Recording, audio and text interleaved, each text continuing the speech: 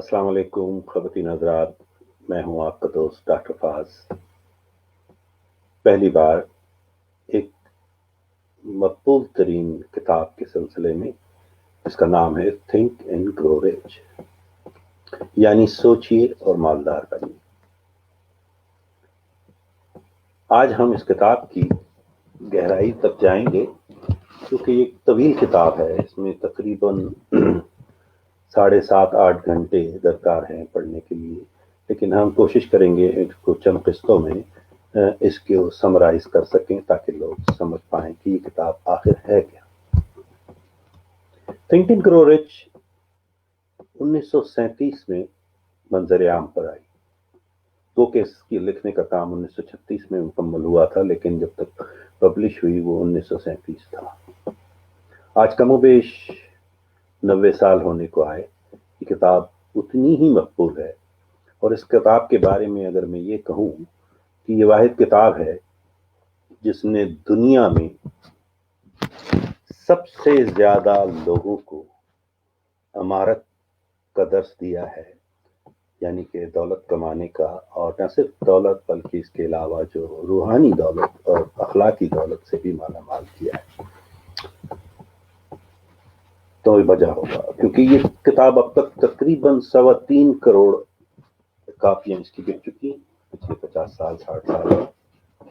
اس کتاب کو لکھنے میں مصنف کی تقریباً کم و بیش پوری زندگی کا یہ حاصل تھا۔ اسے اس کتاب کو لکھنے کے لیے کم و بیش 25 برس کا لگا۔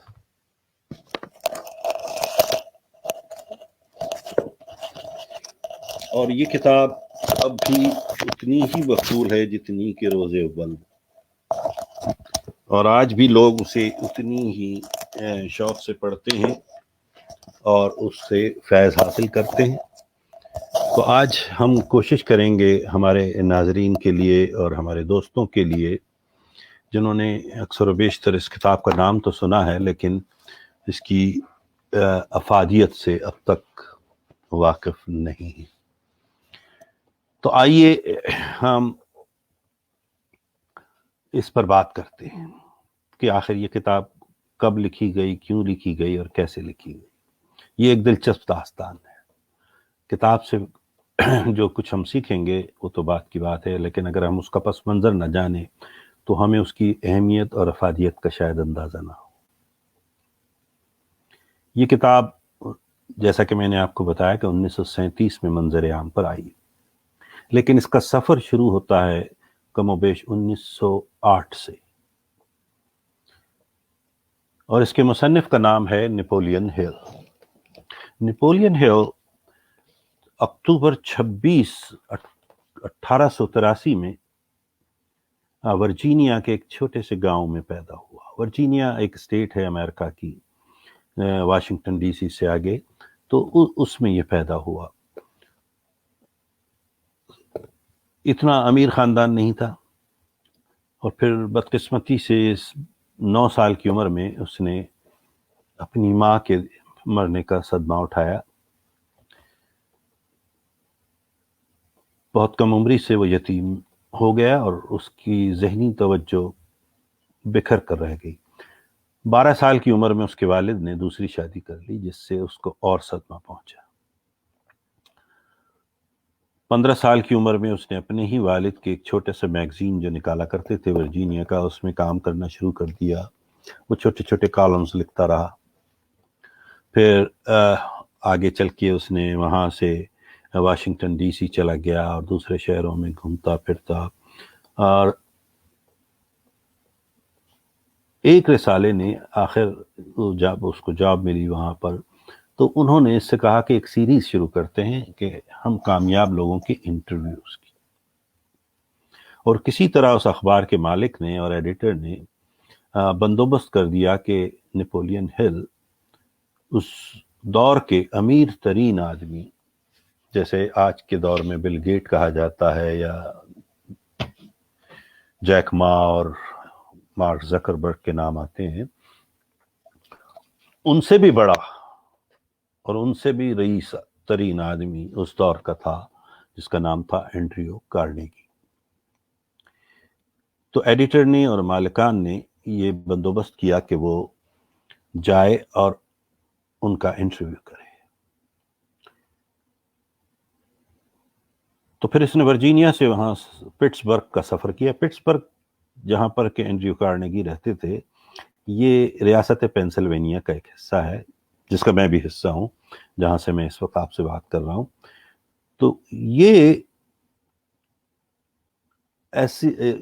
شخص اپنے ایک بہت ہی پرسان حال اور غربت سے نکل کر آیا تھا، اور پھر امریکہ کا امیر ترین، بلکہ دنیا کا امیر ترین آدمی کہلاتا تھا۔ تو نیپولین ہل کو آبویسلی ایک جستجو تھی، ایک خواہش تھی کہ وہ یہ جان سکے کہ آخر اس میں راز کیا ہے، اور اس کی کامیابی کے رازوں کو آشکار کر سکے۔ تو جب وہ وہاں پہنچا تو اس کا جو انٹرویو کا ٹائم تھا وہ صرف 1 گھنٹے کے لیے تھا، لیکن اس وقت اینڈریو کارنیگی نے اس کی باتوں سے بڑا متاثر تھا، ایک نوجوان، اور نہ جانے اس کے ذہن میں کیا کھچڑی پک رہی تھی اس وقت۔ تو وہ اپنے ذہن میں کچھ سوچ رہا تھا جب وہ انٹرویو دے رہا تھا، لیکن اس کی نظریں گڑی ہوئی تھیں اس نوجوان پر، اور اس سے جوں جوں وہ سوالات کرتا جا رہا تھا، اینڈریو کارنیگی کی دلچسپی بڑھتی چلی جا رہی تھی۔ تو بجائے 1 گھنٹے کے وہ انٹرویو کم و بیش 3 گھنٹے تک طویل ہو گیا، اور 3 گھنٹے کے بعد بھی اینڈریو کارنیگی نے اس سے کہا کہ اگر تم چاہو تو میرے گھر ٹھہر سکتے ہو اور یہیں قیام کرو، اور مزید انٹرویو چلتا رہے گا اس دوران۔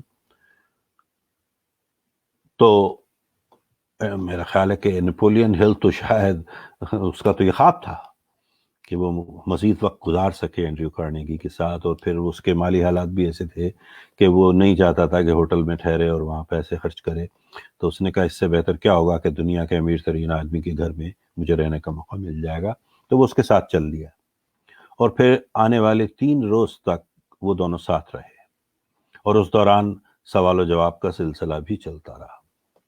تیسرے روز جب نیپولین ہل اپنا انٹرویو کم و بیش مکمل کر کے جانے کی تیاری کر رہا تھا، تو اینڈریو کارنیگی نے اس سے ایک بڑا عجیب سا سوال کیا، اور میں چاہتا ہوں ناظرین کہ آپ اس بات کو سمجھیں، کیونکہ یہ بھی ٹیپ کا بند ہے، سمجھنے کے لیے بہت ضروری ہے۔ تو اینڈریو کارنیگی نے اس نوجوان سے کہا کہ اگر میں یہ کہوں کہ تم ایک کتاب لکھو جس میں صرف کامیاب ہونے کے راز لکھو، اور اس سلسلے میں اگر تمہاری پہنچ امریکہ کے 500 امیر ترین افراد تک کر دوں، اور تم ان کے جا کر انٹرویوز کرو، اور اس سے اخذ کر کے ایک ایسی کتاب لکھو جو آنے والی نسلوں کے لیے ایک سبق بھی بن جائے اور ایک راہ بھی بن جائے، تو کیا تم کرو گے؟ اب کیچ کیا تھا اس نے کہا کہ لیکن میں اس کے بدلے تمہیں پیسے نہیں ملیں گے، صرف خرچہ تو شاید دیا جا سکے، لیکن بہت زیادہ کوئی آمدنی نہیں ہوگی اس سے، اور کم و بیش یہ اس کام کو کرنے میں تمہیں 20 سے 25 سال لگ جائیں گے۔ تو کیا تم اپنی زندگی کے 25 سال دینے کو تیار ہو؟ اور تمہارے پاس صرف 60 سیکنڈ ہیں سوچنے کے لیے۔ اب ذرا سوچئے اس صورتحال کو، کہ یہی صورتحال اگر ہم میں سے کسی کے ساتھ ہو تو ہمارا ذہن کیا کچھ کرے گا اور کیسے کرے گا۔ تو تھوڑی دیر کے لیے وہ بھی شل ہو کے رہ گیا، لیکن چونکہ یہی تو کمال ہوتا ہے، اور یہ بھی ایک کامیابی کا بہترین راز ہے جو اس نے اس دن آشکار کیا، کہ کامیاب لوگ فیصلے بہت جلدی میں کرتے ہیں، وہ اپنے فیصلے لمحوں میں کرتے ہیں، لیکن اگر انہیں ان فیصلوں سے باہر جانا ہوتا ہے تو وہ مہینوں سوچتے ہیں۔ تو اس نے بھی سوچا کہ اگر یہ دنیا کا امیر ترین آدمی ایک کسی وجہ سے مجھے یہ کہہ رہا ہے تو کچھ نہ کچھ تو اس کے ذہن میں بھی کچھ ہوگا. اس نے 60 سیکنڈ کے اندر اندر ہاں کہہ دی. اور یہ بہت بڑا کمٹمنٹ تھا، یہ بہت بڑا وعدہ تھا اس کا، جس کے بدلے میں اس کو معاوضہ بھی نہیں ملنا تھا. اور اسے پتا تھا کہ جب میں باہر جا کر اپنے دوستوں سے، اپنے احباب سے، اپنے رشتہ داروں سے، اپنے بھائی سے جب یہ بتاؤں گا کہ میں اگلے 20-25 سال تک یہ کام کرنے جا رہا ہوں اور جس کے بدلے میں مجھے کچھ ملنا بھی نہیں ہے، تو یا تو لوگ اس پر ہنسیں گے یا لوگ اسے بے وقوف سمجھیں گے. اور یہی آج کے معاشرے میں ہی نہیں بلکہ یہ ہمیشہ سے ہے ہم سب کی زندگی میں، کہ زندگی کا سب سے بڑا روگ کیا کہیں گے لوگ. اور یہی وہ سب سے بڑی رکاوٹ ہے ہم سب کی زندگی میں آگے بڑھنے کے لیے. اب اکثر و بیشتر مجھ سے بھی یہ سوال کیا جاتا ہے، کیونکہ میں اس کتاب کو خاصا لیکچرز دیتا ہوں، تو وہ کہتے ہیں کہ ڈاکٹر صاحب آپ کیوں اس کتاب پر ہی زور دیتے ہیں؟ یعنی اور اس کے علاوہ بھی جو 2-3 کتابیں جن پر میں بات کرتا ہوں تو ان سب میں ایک لفظ آتا ہے rich, like science of getting rich, think and grow rich. تو لوگ کہتے ہیں کہ آپ یہ ریچنس پر بہت زیادہ فوکس کرتے ہیں، مرکوز کرتے ہیں اپنی توجہ کو، تو وہ کیوں؟ دولت ہی تو سب کچھ نہیں ہے انسانی زندگی میں. وہ شاید آپ بھی یہی سوچ رہے ہوں گے کہ جی دولت کیا بڑی چیز ہے. لیکن دوستو، طویل تجربات اور زندگی کے سنگلاخ راستوں پہ چلنے کے بعد انسان بہت کچھ سیکھتا ہے. کیونکہ زندگی میں آپ سے متفق ہو بھی سکتا ہوں تھوڑی دیر کے لیے کہ جی دولت ہی تو سب کچھ نہیں ہے، لیکن اگر آپ وسیع النظری اور سچائی سے، صدق دل سے جھانک کر اپنے دل میں دیکھیں اور سوچیں تو آپ کو یہ اندازہ ہوگا کہ آکسیجن کے بعد انسانی زندگی کے لیے دولت خاصی اہمیت رکھتی ہے. ہم سب اچھے کام کرنا چاہتے ہیں زندگی میں، ہم سب لوگوں کے کام آنا چاہتے ہیں، ہم سب بنیادی طور پر ایک اچھے انسان ہیں. اللہ تعالیٰ نے ہمیں اشرف المخلوقات بنایا ہے. ہم چاہتے ہیں کہ ہر ایک کے کام آ سکیں، ہر ایک کے لیے کچھ نہ کچھ کر سکیں، لیکن کیا وجہ ہے کہ ہم میں سے اکثر لوگ نہیں کر پاتے؟ تو اس کی کوئی بہت بڑی وجہ نہیں ہے، بلکہ اس کی وجہ ہے کہ ان کے پاس وہ ہوتا ہی نہیں ہے جو وہ دے سکیں. تو جو چیز آپ کے پاس ہے ہی نہیں وہ آپ دیں گے کیسے؟ تو کچھ دینے کے لیے کچھ ہونا بھی تو ضروری ہے نا. تو دولت کا حصول بری چیز نہیں ہے،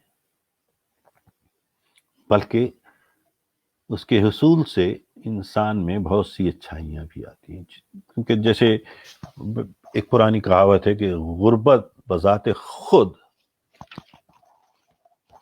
معاشرتی برائیوں کو جنم دیتی ہے. تو بہتر ہے کہ اس غربت سے نکلا جائے، اس سے جان چھڑائی جائے. اب ہوتا ہی ہے کہ کسی چیز کو پانے کے لیے کچھ دینا بھی تو پڑتا ہے. تو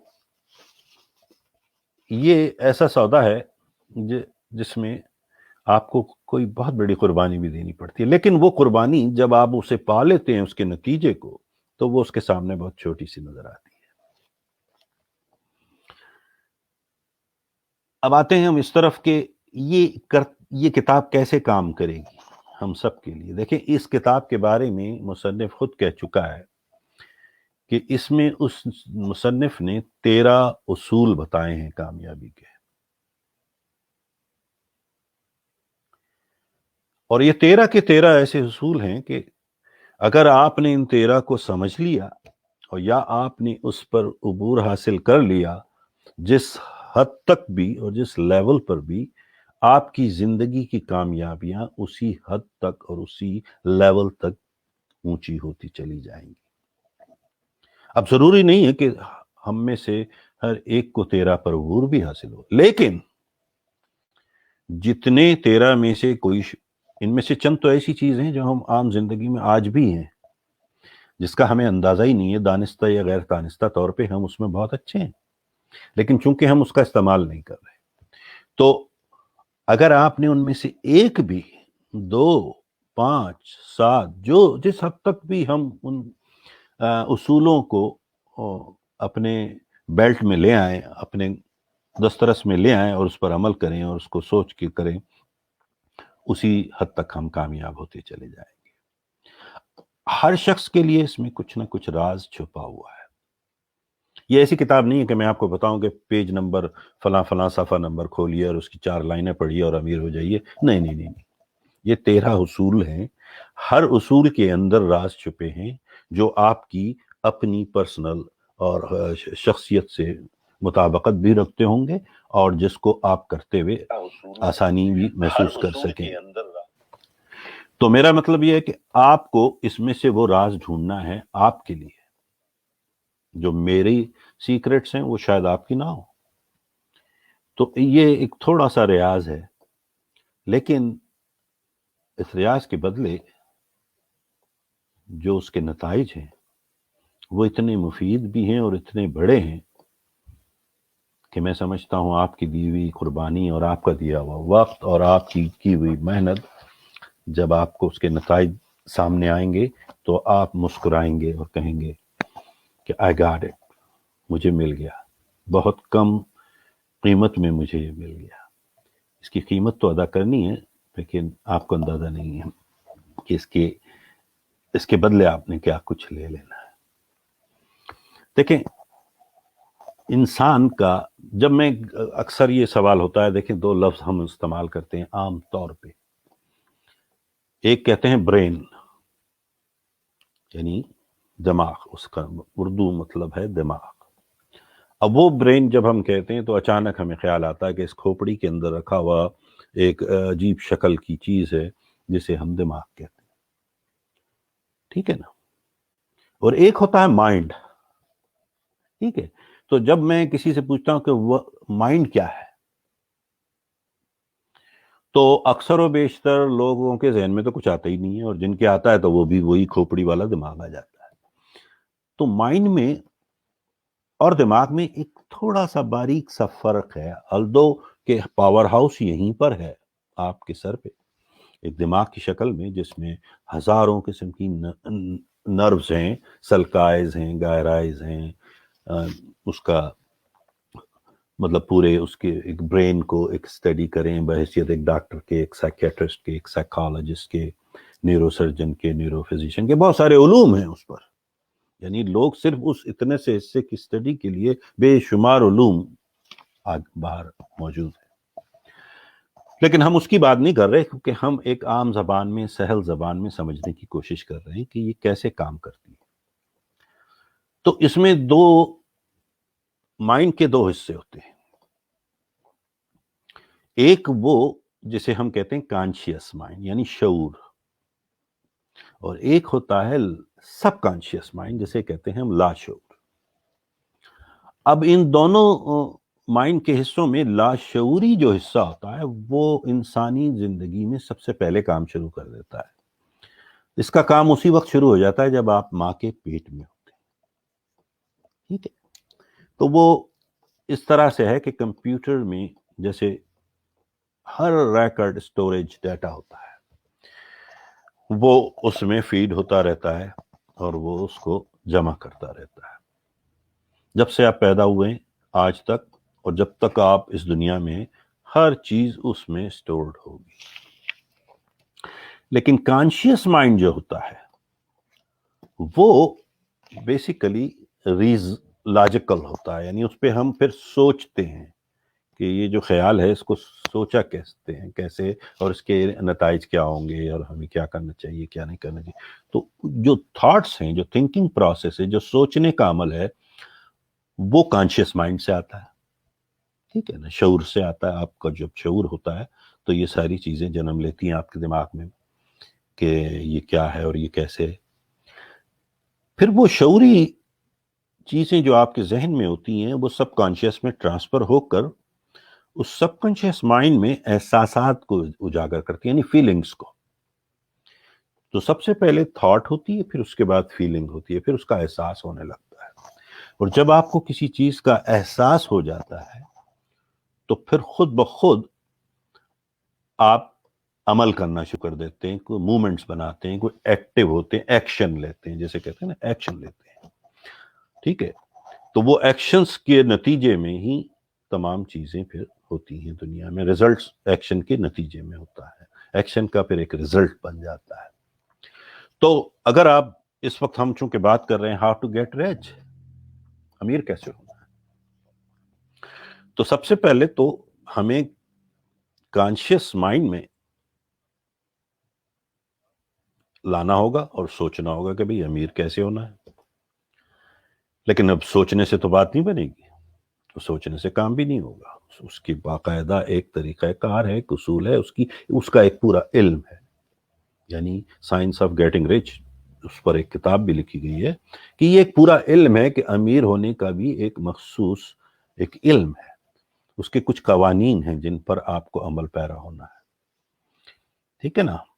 تو ہمیں اس کو دیکھنا ہوگا کہ ان قوانین پہ کیسے عمل کیا جائے اور کس طرح سے میں اپنے آپ کو، اپنی سوچ کو اس حد تک اجاگر کر دوں کہ مجھ میں یہ احساس پیدا ہو جائے کہ میں امیر ہو رہا ہوں. اور جب آپ امیر ہونے کا احساس آپ کے اندر جاگ جاتا ہے تو پھر آپ وہی کام کرتے ہیں جس کے نتیجے میں صرف آپ امیر ہوں، کیونکہ آپ کی توجہ مرکوز ہو جاتی ہے. بات سمجھ رہے ہیں میری؟ تو امیر ہونے کے لیے سب سے پہلے سوچنا. دیکھیں دنیا میں ہر کام جو بھی ہوا ہے، ایجادات جو بھی ہوئی ہیں یا ڈسکوریاں جو بھی ہوئی ہیں، مثلا اس وقت آپ ایک کرسی پر بیٹھے ہیں، یا آپ کے سامنے ایک میز رکھی ہوئی ہے، آپ کے سامنے ایک بلب جل رہا ہے، آپ کے گھر میں ایک ریفریجریٹر ہے، یہ ایک بار میں نہیں بنا. یہ ہمیشہ ہر چیز دنیا میں تخلیق ہوئی ہے دوبارہ، کیونکہ سب سے پہلے وہ تخلیق ہوئی کسی انسانی ذہن میں، پھر وہ معرض وجود میں آئی طبعی طور پہ. تو سب سے پہلے تو آپ کو تخلیق اس عمارت کو آپ کو اپنے ذہن میں کرنا ہوگا کہ دولت سے مراد کیا ہے، آپ کی کیا چاہتے ہیں آپ زندگی میں، آپ کی خواہش کیا ہے. ٹھیک ہے نا؟ تو اس سوچ کو پہلے تو آپ کو اجاگر کرنا ہے اپنے ذہن میں. اس کے بعد پھر ہم لے کے چلیں گے اس کو، تاکہ وہ احساس آپ میں جاگ سکے کہ چونکہ میں یہ چاہتا ہوں، میں یہ بننا چاہتا ہوں، تو یہ مجھے احساس ہے کہ اب میں کیسے کر سکتا ہوں. اور پھر آپ ایکشن لیں گے جس کے نتیجے میں آپ جو بننا چاہتے ہیں وہ بن جائیں گے. اب تھنک اینڈ گرو رچ میں بات رچ جو لفظ ہے اس سے مراد صرف مادی دولت کی بھی نہیں، اس میں بہت سارے فیکٹرز ہیں. یعنی رچ انسان ذہنی طور پہ بھی ہوتا ہے، انسان اخلاقی طور پر بھی ہوتا ہے، انسان مالی طور پر بھی ہوتا ہے. تو میں رچنس کی بات کر رہا ہوں اوور آل. اور اب آپ اس میں سے چنتے جائیں جو آپ کو جس راستے پہ چلنا ہے آپ چلتے جائیں. آپ سب چیزیں بھی حاصل کر سکتے ہیں یا آپ ان میں سے کچھ چیزیں بھی حاصل کر سکتے ہیں، یہ آپ کو فیصلہ کرنا ہے. ٹھیک ہے؟ اب دنیا میں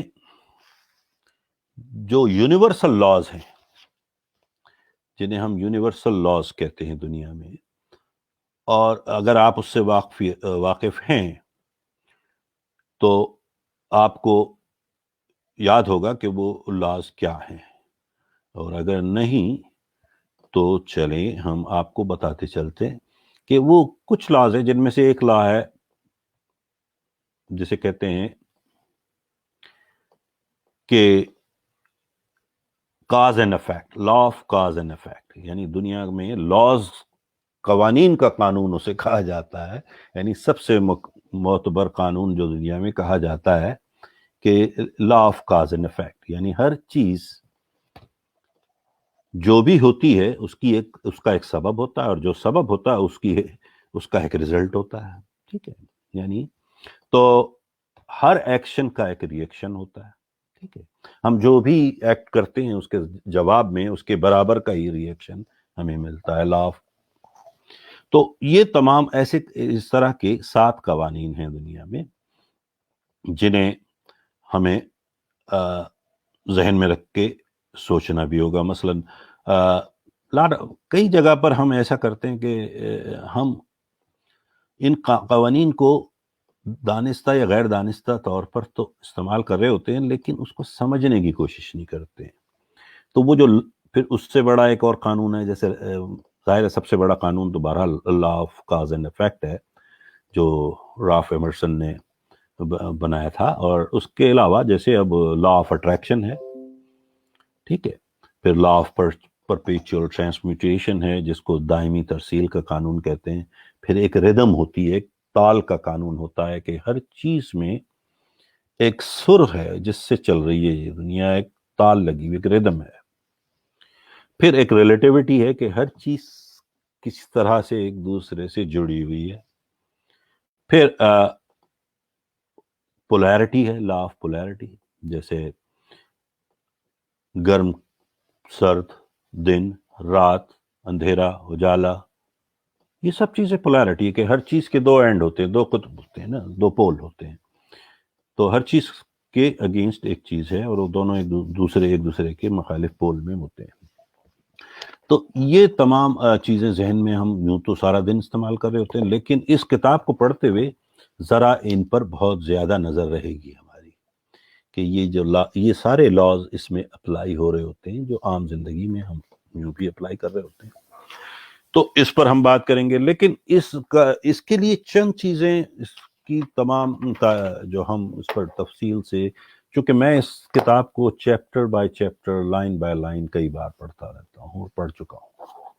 چونکہ ہمارے پاس اتنا وقت تو نہیں ہوگا کہ ہم لائن بائی لائن جائیں، ظاہر ہے آپ لوگ اپنے طور پہ تھوڑا سا ایسے پڑھ لیں گے تو ہم اس چیپٹر کے لب و لباب پہ بات کریں گے اور اس کی جو جسے کہتے ہیں نا باریکیوں پہ بات کریں گے. ہم زیادہ تر باریکیوں پہ بات کریں گے اس کتاب کی تاکہ اس کو سمجھنے میں آسان، کیونکہ اس کتاب میں بتائے ہوئے تمام جو بھی اصول ہیں وہ کوئی غیر فطری نہیں ہے، وہ وہی چیزیں ہیں جو ہم عام زندگی میں کر رہے ہوتے ہیں، یا صرف ہمیں اندازہ نہیں ہوتا کہ ہم اچھا کر رہے ہیں، برا کر رہے ہیں، صحیح کر رہے ہیں، غلط کر رہے ہیں.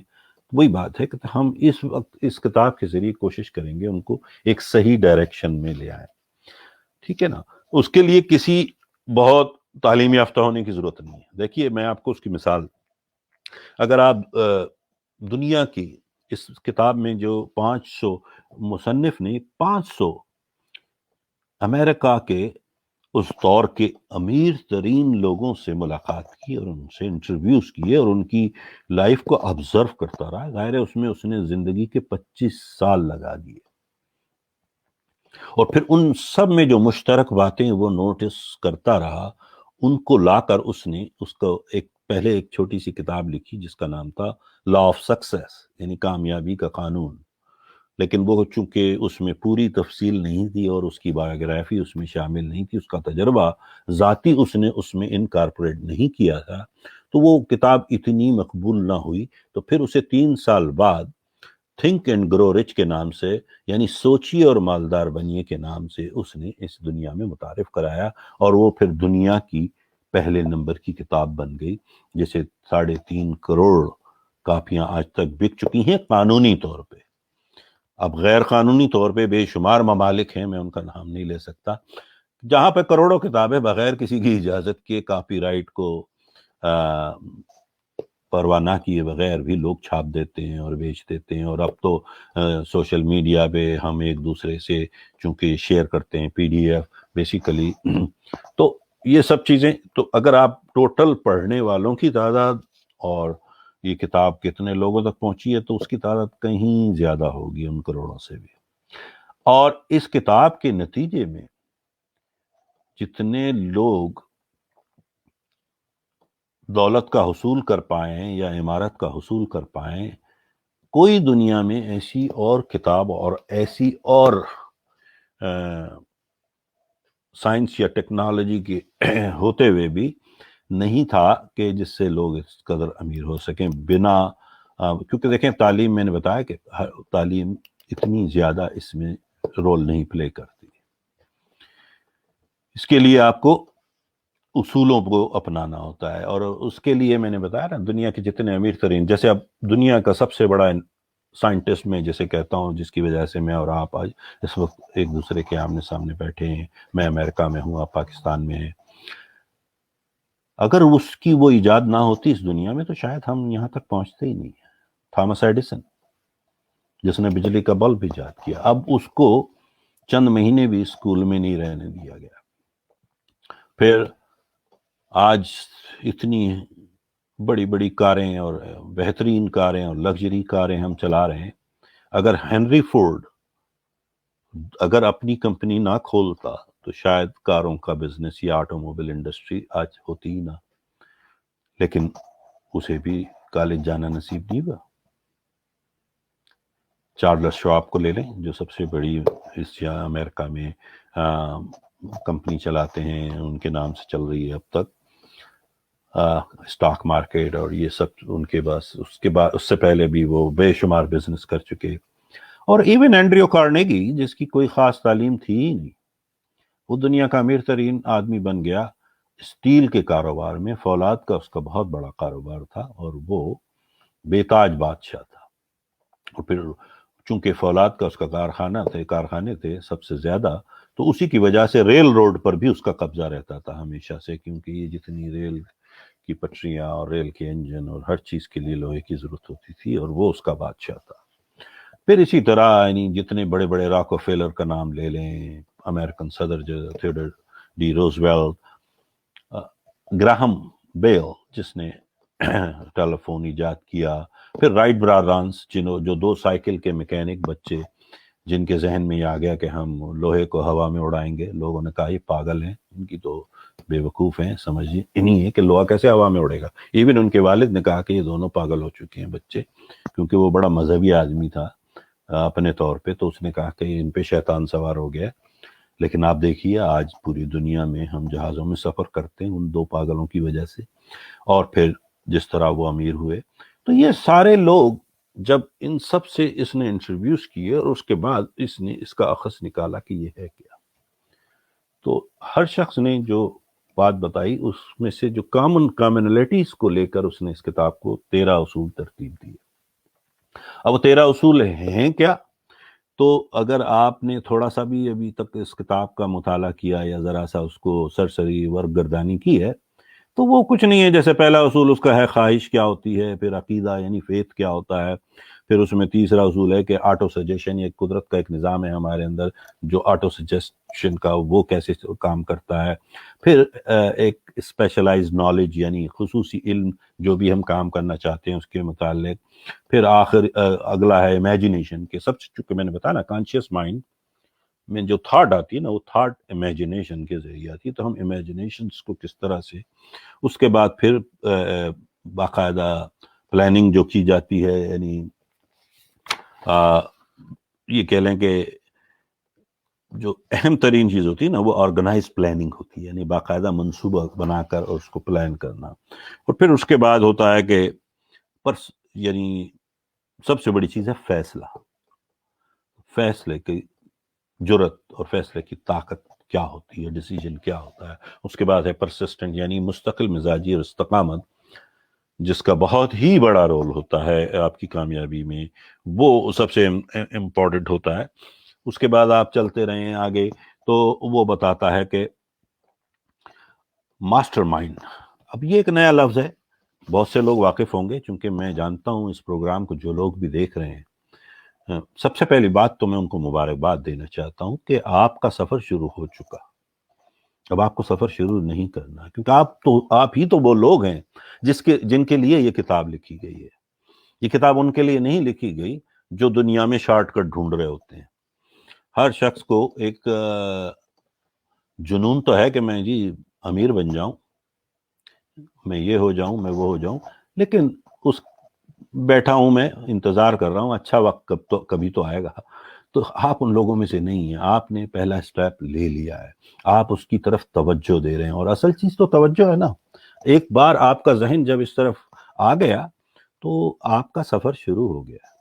تو ماسٹر مائنڈ کی طاقت، ماسٹر مائنڈ ایک خوبصورت کانسیپٹ تھا جو نیپولین ہل نے دیا، اور اس کے بعد آج تک پوری دنیا میں اس پر کام کیا جاتا ہے، اور میں سمجھتا ہوں اس سے اچھی کوئی اسٹریٹجی میں نے اب تک نہیں دیکھی تھی، اور میں نے بھی ابھی حال ہی میں اسے سیکھا ہے اور سمجھا ہے، اور اب میں ماسٹر مائنڈ گروپس کو یہاں پر فیسیلیٹیٹ کرتا ہوں، تو آئی انجوائے اٹ، مجھے بڑا مزہ آتا ہے۔ پھر اس کے بعد اس نے اس کو اب اس میں ایک چیپٹر ایسا ہے جسے کہتے ہیں سیکشول ٹرانسمیوٹیشن۔ اب وہ بظاہر تو وہ سیکس کا لفظ ہمارے یہاں جنس پہ چلا جاتا ہے، لیکن یہ بھی ایک جبلت جو ہوتی ہے اور یہ طاقت ہے جو انسانی، اس پر اس نے بات کی ہے، اس پر انشاءاللہ ہم بڑی تفصیل سے بات کریں گے جب ہم اس چیپٹر پہ پہنچیں گے۔ پھر اس کے بعد اس نے آپ کے لاشعور دماغ یعنی سب کانشیس مائنڈ کا جو پاور ہے اس پر بات کی ہے، اور 12ویں چیز اس نے بتائی ہے کہ آپ کا جو برین ہے، جس کو میں بتا رہا تھا کہ یہ کیسے کام کرتا ہے ان تمام چیزوں کو لے کر۔ اور پھر سب سے آخری جو اصول وہ بتاتا ہے وہ ہے آپ کی سکس سینس، چھٹی حس۔ اب چھٹی حس کیا ہوتی ہے اور کیسے کام کرتی ہے، اس پر بڑی تفصیل سے بات کریں گے۔ اب میں دیکھ رہا ہوں کہ اس وقت چونکہ یہ اتنے طویل سبجیکٹ ہے کہ اسے بہت ہمیں سمرائز کرتے ہوئے بھی تھوڑا سا وقت تو لگے گا، لیکن ان سب سے پہلے جیسے میں نے اپنے انٹرویو میں ریحان اللہ والا صاحب کے ساتھ بھی کہا تھا، اور میں نے جو ہمارا وہ جو فیس بک پر پیج ہے اس پر بھی میں نے بھیجا تھا کہ ایک چھوٹا سا کمٹمنٹ کیجئے اپنے آپ سے، ٹھیک ہے، ایک چھوٹا سا امتحان لیجئے اپنے آپ کا۔ تو میں نے اس میں کہا تھا کہ جو چیپٹر نمبر 9 ہے، نواں جو اس کا چیپٹر ہے، اسے میرے مینٹور نے جب مجھے یہ کتاب ہاتھ میں دی گئی آج سے 20 سال پہلے، تو میں نے بھی ایسی جسٹ ورکردانی کی، مجھے سمجھ نہیں آئی کوئی بات، بس میں ایسی پڑھ لیا، میں نے کہا ہاں جی میں نے پڑھ لی جی، سارے صفحے پڑھ لیے۔ تو وہ ہنسے، میرے مینٹور جو تھا وہ ہنسا اور اس نے کہا اوکے اچھا تو بتاؤ تمہارا پلان کیا ہے؟ تو ہم تو مسٹر آنسر ہیں نا، جیسے ہر ایک ہوتا ہے اس زمانے میں، تمہیں خاص طور پہ کیونکہ تو ہم باتوں کے تو ماہر تھے، تو ہم نے کہا ارے صاحب ہم تو یہ وہ پتہ نہیں 10-12 منٹ تک میں پھول بکتا رہا، ادھر کی سناتا رہا، اور وہ مجھے دیکھتا رہا اور سنتا رہا۔ اور جب میرا جو ہے میری حالت وہ تھی کہ میں ہوائی جہاز جس میں پیٹرول اب ختم ہو رہا ہے، گیس ختم ہونے والی ہے، اور میں بس لینڈنگ کے لیے جگہ ڈھونڈ رہا ہوں، کیونکہ مجھے سمجھ نہیں آ رہا تھا کہ لینڈ کہاں کروں، کیسے یہ ختم کروں یہ۔ تو وہ مجھ سے کرتا رہا، میں وہی ہوائی اڈے پہ بار بار چکر کھا کر آ رہا تھا، اور آخر میں جب میں نے تھک ہار کے میں نے دیکھا کہ اب پیٹرول میرا ختم ہو رہا ہے، تو میں لینڈ کر گیا اور میں چپ ہو گیا۔ تو وہ ہنس کے بولا اچھا تو اس کا مطلب ہے کہ تمہارے پاس کوئی پلان نہیں۔ تو اس وقت مجھے احساس ہوا کہ ہاں بات تو اس کی بھی صحیح ہے کہ میں فل باتیں بتا رہا ہوں، اس کا پلان سے کیا تعلق ہے، یہ تو پلان تھوڑی ہے، یہ تو وہ شیخیاں بگیر رہے ہیں ہم لوگ ایک دوسرے پہ۔ تو اس نے کہا نہیں، اس کے لیے ایک پلان بنائیے۔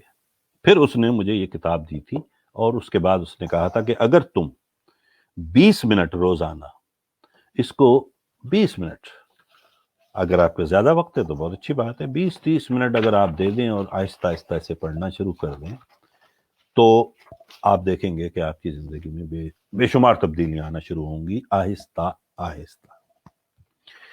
تو میں نے کہا ٹھیک ہے، تو بڑا کوئی مسئلہ نہیں ہے۔ اس نے کہا لیکن ایسا کرو، نواں چیپٹر جو ہے نا آپ کوشش کرو 21 دن تک، اس نے مجھے 21 دن کا چیلنج کیا تھا، روزانہ پڑھو گے جو 40 منٹ میں انگریزی میں پورا ہو جاتا ہے۔ اب مجھے نہیں پتا اردو اگر آپ کے پاس ترجمہ موجود ہے تو ہو سکتا ہے وہ زیادہ آسان ہو، کیونکہ مادری زبان پڑھنا بڑا آسان رہتا ہے، تو ہو سکتا ہے آپ آدھے گھنٹے میں پڑھ لیں، تو آدھا گھنٹہ دے دیجئے اگر ایسا ہے تو اس نے کہا کہ 21 دن، اور اگر ایک دن بھی مس ہو جائے دوبارہ شروع ہوگا، یہ نہیں ہے ایوری ڈے۔ اس نے کہا فاز is going to be every day. There is no Sunday, there is no Eid day, there is no Christmas day, there is no Easter day. Every day means ہر روز، کسی مخصوص روز کی بات۔ تو بہرحال میں نے اس کو تھوڑا سا سہل کر دیا ہے اس فیس بک پہ کہ چلیں 10 دن ہی کر لیں۔ تو وہ چیپٹر ہے استقامت یعنی مستقل مزاجی کا، اور اگر آپ نے اسے 10 روز تک، جس طرح میں آپ سے کہہ رہا ہوں، اگر آپ کر لیں اور اسے پڑھنا شروع کر دیں، تو ان 10-11 روز میں وہ آپ کی ایک عادت سی بن جائے گا، اور پہلے 4-5 روز آپ بھول جائیے کہ آپ کو اس میں سے کچھ سمجھ بھی آئے گا، آپ پڑھے جا رہے ہیں بس، ٹھیک ہے نا، لفظوں کو پڑھ رہے ہیں اور کچھ آ رہا ہے کچھ نہیں آ رہا ہے، آپ کا اپنا ایک ذہن سوچ رہا ہے، کچھ چیزیں سمجھ میں آ رہی کچھ نہیں، تو آپ اس سے پریشان نہیں ہو، لیکن جیسے جیسے ان لفظوں پہ عبور ہوتا چلا جائے گا آپ دیکھیں گے خود بخود 2 4 5 روز کے بعد آپ کا ذہن کھلتا چلا جائے گا، اور دوسرا یہ ایک عادت بن جائے گی پڑھنے کی آپ کی، اور اس پڑھنے میں آپ پڑھ کے آ رہے ہیں مستقل مزاجی، استقامت، جو دنیا کے کسی بھی بڑے کام کرنے کے لیے لازم ہے۔ آج تک دنیا میں کوئی ایسا شخص مجھے دکھا دیں جو بنا استقامت کے، بنا مستقل مزاجی کے وہ کامیاب ہوا ہو۔ کوئی کوئک فکس نہیں ہوتی زندگی میں کامیابی کی۔ کامیابی ہوتی کیا ہے؟ سب سے پہلے تو اس پر بات کر لیں۔ کامیابی کسی منزل کا نام نہیں ہوتا، کامیابی ایک سفر کا نام ہے۔ Success is not a destination, it's a journey. یہ ایک سفر ہے، اور جب آپ سفر میں ہوتے ہیں تو کچھ عادات آپ کے ساتھ چلتی ہیں اور آپ کے سفر کو آسان کر دیتی ہیں۔ اگر آپ کی عادتیں خراب ہوں تو سفر میں بڑی مشکلات پیش آ جاتی ہیں زندگی کے، تو یہ آپ کی عادات کو بدل دے گا۔ اس کے بعد اس نویں چیپٹر میں جب آپ پڑھیں گے تو اس نے ایک بہت خوبصورت سی بات کہی ہے، اور جو سب نے نوٹس کی، اور شاید میرا خیال ہے آپ کے فیس بک اور واٹس ایپ پیج پہ بھی ہم نے ڈال دی تھی، کہ وہ بتاتا ہے مصنف کہ دوسرے چیپٹر میں، جو ابھی ہم نے نہیں پڑھا ہے، آپ نے بھی نہیں پڑھا ہوگا شاید، اس میں جائیے، اور اس نے 6 باتیں کہی ہیں، 6 اصول۔ تو جب چیپٹر آپ ختم کر لیں تو ان 6 چیزوں پہ ذرا غور کیجیے۔ اس نے 6 باتیں بتائی تھی، تو چلیں میں جلدی سے بتاتا ہوں، پھر اس کے بعد ہم آج کا سیشن ختم کریں گے، پھر انشاءاللہ آگے چلیں گے۔ تو اس کا پہلا جو نقطہ ہے وہ یہ ہے کہ بی ڈیفینیٹ۔ اگر آپ امیر بننا چاہتے ہیں تو آپ کا معیار امارت ہے کیا؟ امارت کا معیار ہے کیا؟ مثلا ایک شخص کہتا ہے مجھے 1 لاکھ روپے مہینہ کمانا ہے، لیکن دوسرا شخص کہتا ہے مجھے 10 لاکھ روپے مہینے کمانا ہے، اور تیسرا کہتا ہے مجھے 1 کروڑ روپے مہینہ کمانا ہے۔ تو سارے اپنی اپنی جگہ صحیح ہیں، اور سب ممکنات میں سے ہیں، ٹھیک ہے۔ چاہے لوگ کووڈ-19 میں گھر بیٹھے، میرے دوست ایسے بھی ہیں جو اس وقت بھی 1 لاکھ روپے مہینہ کما رہے ہیں، بلکہ 1 کروڑ روپے مہینہ کمانے والے بھی میرے دوست موجود ہیں جو کما رہے ہیں۔ دنیا گھروں میں بند ہے، لیکن ان کا کام چل رہا ہے، ان کے سسٹمز کام کر رہے ہیں۔ تو میرا مطلب ہے کہ امارت کا معیار آپ پہلے تو طے کیجیے، جو طے اس طرح ہوگا کہ بی ڈیفینیٹ، یعنی انتہائی فوکسڈ ہونا چاہیے۔ آپ لکھیں۔ اب یہاں پر میں چھوٹی سی بات پھر کرتا چلوں، میرے دوست جو خاص طور پہ نوجوان دیکھ رہے ہیں مجھے، برائے مہربانی کمپیوٹر پہ ٹائپ نہ کیجیے جو بات میں اب کہہ رہا ہوں، یہ 6 نکات کی۔ کاغذ اور پینسل لیجیے، کاغذ اور پین لیجیے، اور بلکہ آج کل تو ماہ سیام ہے، ماہ رمضان ہے، اللہ تعالیٰ سب کو مبارک کرے اور آپ کی عبادات بھی قبول کرے اور آپ کو نیک توفیق دے۔ آپ باوضو ہو کر لکھیے۔ میں تو اب یہ کہوں گا کہ پہلا نقطہ یہ ہے کہ میں کتنا پیسہ کمانا چاہتا ہوں، ٹھیک ہے۔ اور دوسری بات، جو دوسرا اس کا نقطہ ہے وہ یہ ہے کہ determine exactly what you intend to give in. دیکھیں دنیا میں کوئی بھی چیز مفت میں نہیں ملتی چیز، ٹھیک ہے، ہر کامیابی کی ایک قیمت ہوتی ہے، ٹھیک ہے۔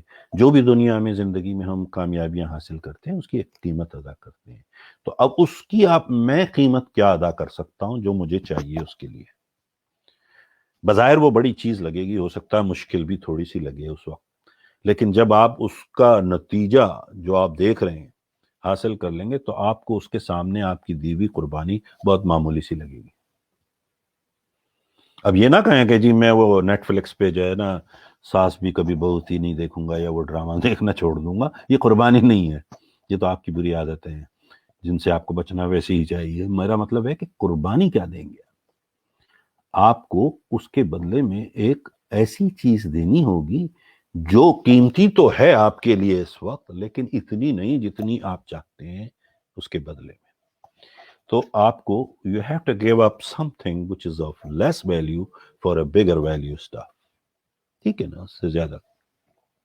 اور تیسری جو چیز اس نے بتائی ہے وہ یہ ہے کہ اس کے لیے ایک تاریخ کا تعین کر دیں، اسٹیبلش اے ڈیفینیٹ ڈیٹ، کہ کب تک میں جی 1,00,000 روپے مہینہ کمانا چاہتا ہوں، اس کے بدلے میں یہ دے سکتا ہوں، اپنا وقت اور یہ اور سب کچھ اور انرجی جو بھی آپ دینا چاہ رہے ہیں، اور اگست کی 30 تاریخ تک میں اس مقام پہ پہنچنا چاہتا ہوں، یا سپتمبر کی یا اکتوبر کی تاریخ لکھیں، اس پہ باقاعدہ اسے ڈیٹ لکھ دیں اس پہ۔ تو جب آپ یہ تاریخ بھی لکھ دیں گے، اماؤنٹ بھی پتا ہے، کیا قربانی دینی ہے، تو اب یہی آپ کا مشن بن جائے گا، آپ کا ویژن، یہی آپ کا گول ہوگا، یہی آپ کا ڈریم ہوگا۔ جیسا کہ میں ہمیشہ کہتا ہوں کہ خواب وہ نہیں ہوتے ہیں جو نیند میں آتے ہیں، خواب وہ ہوتے ہیں جو آپ کو سونے نہ دیں۔ تو یہ ایسا خواب بن جائے گا، یہ ایسی جنونی خواہش بن جائے گی آپ کی کہ جسے آپ نے پورا کرنا ہی کرنا ہے، ٹھیک ہے نا؟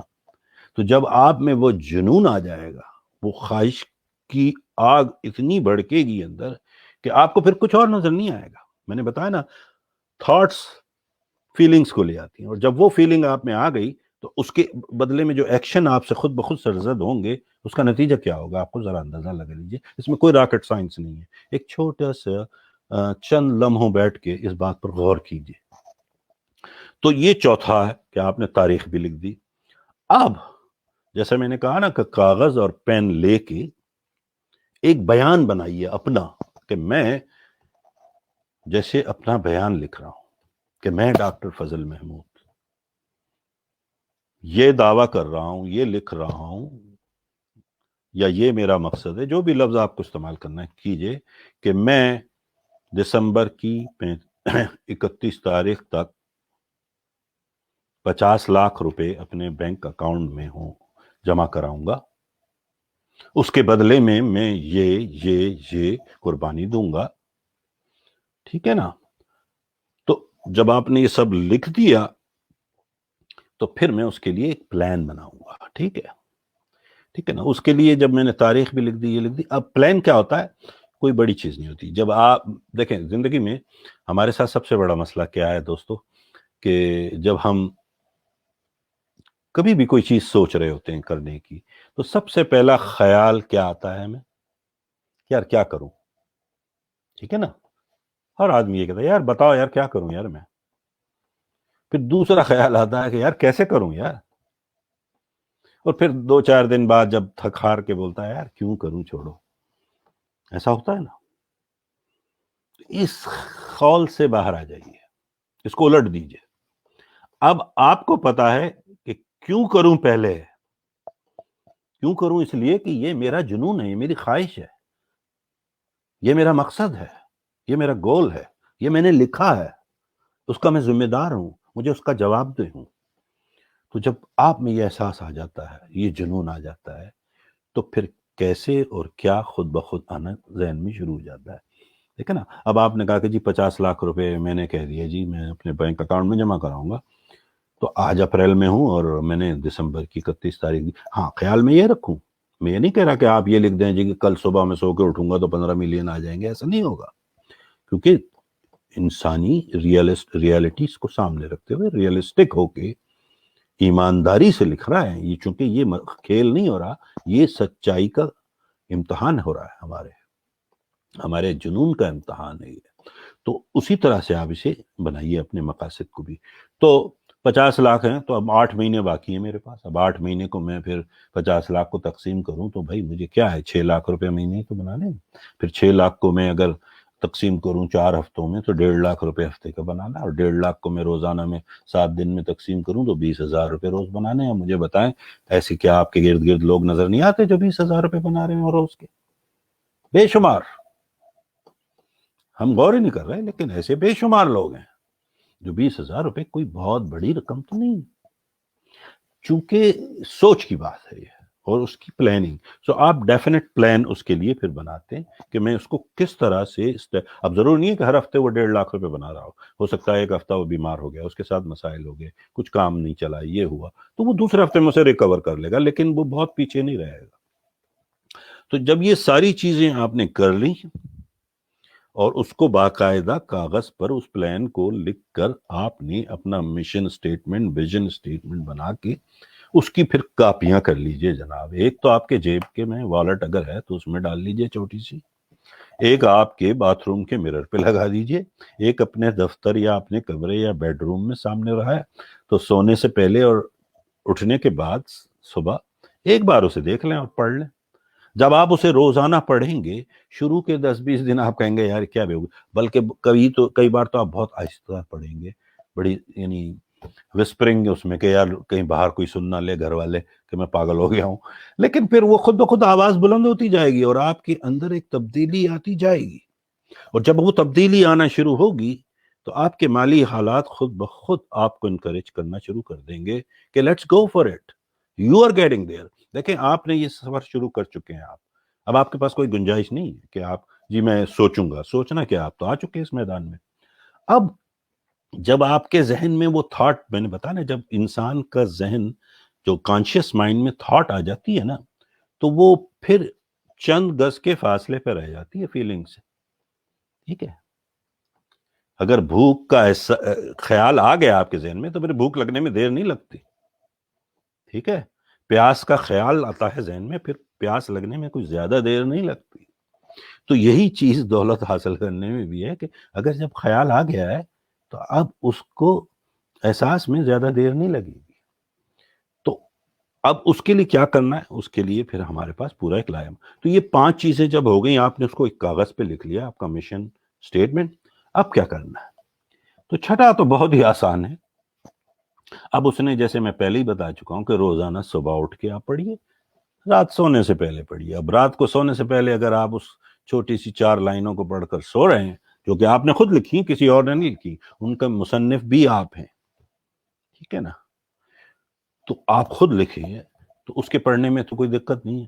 تو جب آپ خود پڑھ کر سوئیں گے تو خود بخود اس رات نیند کے عالم نیند میں, عالم بے ہوشی یا مدہوشی, جو بھی اس کو نام دیں, وہ ساری سب کانشیس مائنڈ میں جو پچھلی آپ کی ریکارڈنگز چل رہی ہیں, پچھلے 30 40 50 60 70 سال کی جو بھی آپ کی عمر ہے, وہ ساری بروئے کار لا کے سب کانشیس مائنڈ میں ایسی سگنلز دے گا کہ آپ حیران ہو جائیں گے. آپ کئی بار میرے ساتھ ہوا ہے اور ہو سکتا ہے آپ کے ساتھ بھی ہوا ہو, میں صبح کے 4 بجے اچانک میری آنکھ کھل جاتی ہے, ایک دم ایک بڑا خوبصورت خیال پتہ نہیں کہاں سے آیا ہے سوتے سوتے, اور میں اٹھتا ہوں کہ کہیں میں بھول نہ جاؤں, اور میں اٹھا کے وائس ریکارڈر میں بات کرنا شروع کر دیتا ہوں یا لکھ لیتا ہوں کم از کم 2 جملوں میں, تاکہ میں صبح جب باقاعدہ اپنے کام کا آغاز کروں تو مجھے یاد رہے کہ مجھے سوچنا ہے اور کس پہ کام کرنا ہے. تو یہ خود بخود اس قسم کی پروگرامنگ آپ کے دماغ کی ہو جاتی ہے. تو دوستو اس پر توجہ دیجیے. اور یہ چھٹا جو سٹیج ہے, تو آج ایسا کرتے ہیں کہ ہم اپنا سیشن یہیں پر ختم کرتے ہیں, اس ہوم ورک کے ساتھ کہ ہم اپنا یہ مشن سٹیٹمنٹ ضرور مکمل کر لیں گے. تو پہلی بات, نمبر 1, دوبارہ سے مجھے ریپیٹ کرنے دیجیے کہ میں کہاں پہنچنا چاہتا ہوں, میری عمارت کا لیول کیا ہوگا. ریئلسٹک, اب جب گول سیٹ کریں نا تو آپ ریئلسٹک ہوں, جس کے لیے انگریزی کا ایک لفظ ہے جو فارمولا ہمیشہ کہا جاتا ہے, جو لوگ بزنس پڑھتے ہیں انہیں سکھایا جاتا ہے, اسمارٹ, SMART, یعنی اسپیسیفک ہونا چاہیے, میجریبل ہونا چاہیے, اٹینیبل ہونا چاہیے, ٹھیک ہے نا, ٹھیک ہے, اور ریئلسٹک ہونا چاہیے, اور ٹائم بیسڈ ہونا چاہیے. تو ہم یہی کر رہے ہیں. تو آپ ایسا گول لکھیے اب کہ جی میں یہ کرنا چاہتا ہوں, ٹھیک ہے, اتنا پیسہ میرے اکاؤنٹ میں ہونا چاہیے, یا اتنی میری آمدنی ہونی چاہیے, اور فلاں تاریخ تک میں اپنے اس گول تک پہنچوں گا. اب چلتے چلتے میں یہ کہہ دوں کہ یہ سوچنے نہ بیٹھ جائیے گا کہ میں پہنچوں گا کیسے. یہ میری درخواست ہے کہ یہ نہ سوچنے بیٹھیے کہ میں پہنچوں گا کیسے. It's none of your business. یہ آپ کا پرابلم نہیں ہے, یہ آپ کے خالق و مالک کا پرابلم ہے. وہ آپ کی سوچ دیکھ رہا ہے. آپ کی انٹینشنز جب یہ ہو جائیں گی تو وہ خود بخود آپ کے ذہن میں، میں نے بتایا نا، تھاٹس میں کانشیس اور سب کانشیس مائنڈ کو اس قابل کر دے گا کہ وہ آپ کو وہاں تک پہنچا دے۔ اس میں کیا جادو ہے میں نہیں جانتا، لیکن یہ کام کرتا ہے، یہ میرا تجربہ ہے، اور بے شمار میرے دوست جن سے میں ملا ہوں، میں ان کے انٹرویوز کرتا ہوں، ان سب کے تجربات میں بھی یہی بات میں نے کامن دیکھی کہ ان کے ذہن میں پہلے ایک گول تھا، ایک تاریخ تھی، ان کا ایک مشن تھا، اور اس پر وہ لگ گئے اور انہوں نے حاصل کر لی۔ آپ بھی کر سکتے ہیں۔ تو چلیے پھر اس پر کام کریں، اور انشاءاللہ جب یہ آپ کر لیں گے تو کوشش کریں کہ چیپٹر 9 چاہے وہ آڈیبل ہو آپ کے پاس، اردو میں، انگریزی میں، جیسے بھی جہاں بھی ہیں، تو اس چیپٹر کا انگریزی میں ٹائٹل ہے پرسسٹنس، اور اردو میں آپ مستقل مزاجی یا استقامت، جو بھی انہوں نے نام رکھا ہوگا، آپ اس کو روزانہ پڑھیے۔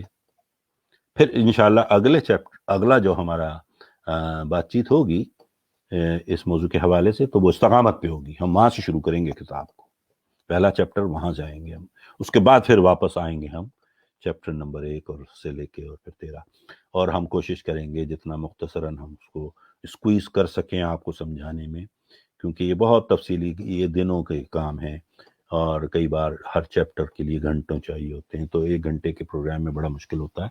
لیکن اللہ تعالیٰ ہم سب کو نیک توفیق عطا فرمائے، اور اس ماہ رمضان کی برکتوں اور اس ماہ سیام کی صدقے ہمیں اس راہ پر لگا دے، تاکہ ہم اپنے اہل خانہ کا، اپنے دوستوں کا، اپنے احباب کا، اپنے ارد گرد رہنے والوں کا، سب کا خیال رکھ سکیں۔ دیکھیں، ہم وہی شخص دے سکتا ہے جس کے پاس کچھ ہو، تو ہم چاہتے ہیں کہ ہم اس قابل ہوں کہ ہم سب کے کام آ سکیں، ٹھیک ہے؟ تو اس کے لیے اللہ تعالیٰ ہماری مدد فرمائے، اللہ تعالیٰ ہمیشہ آپ کے ساتھ ہے، اور اس ماہ سیام میں شیطان کو بند کر دیا گیا ہے، اب آپ کھلے ہیں، چھوٹے ہیں آپ کے ساتھ۔ اب آپ خود فیصلہ کیجئے کہ آپ کوئی شیطانی کام کریں گے یا اچھا کام کریں گے، یہ بھی آپ کا فیصلہ ہے۔ تو اللہ تعالیٰ ہم سب پر اپنی برکتیں نازل کرے، ہمیں اس کووڈ-19 کے موجودہ عذاب سے نکالے، اس کی تمام تباہ کاریاں سے بچائے۔ جو لوگ اس میں وفات پا چکے ہیں، جاں بحق ہوئے ہیں، پوری دنیا میں اللہ تعالیٰ ان کی مغفرت فرمائے۔ جو لوگ اس بیماری کا شکار ہو گئے ہیں، اللہ تعالیٰ ان کو برق رفتاری سے صحت کلی عطا فرمائے، اور جو لوگ اس سے بچنے کے طریقے آزما رہے ہیں، اللہ تعالیٰ ان سب کو اس سے محفوظ رکھے، اپنے دوستوں، اپنے بچوں، اپنے بھائیوں، اپنی بہنوں، اپنے اہل خانہ، اپنے گرد گرد کے لوگوں، ہر وہ شخص جو آپ سے رابطے میں ہے اور جو آپ کے قریب سے گزرے، ان سب کا بہت بہت خیال رکھیے۔ اللہ آپ سب کو اپنے حفظ و امان میں رکھے۔ Thank you very much. خدا حافظ۔ انشاءاللہ پھر ملیں گے اگلے چیپٹر کے ساتھ۔